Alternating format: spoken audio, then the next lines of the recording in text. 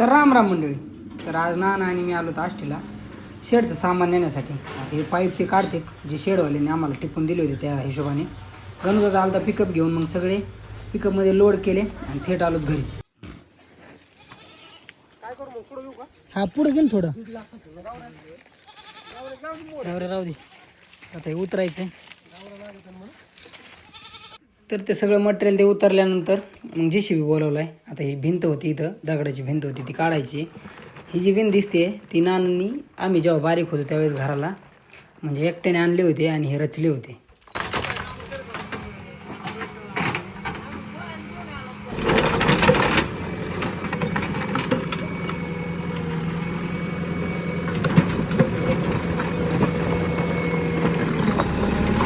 तर सगळं झालंय. आता दोन्ही भिंती पाडून एका बाजूला सरकून लावले JCBने आणि आता याच्या पुढचा पार्ट तुम्हाला उद्या पाहायला मिळेल.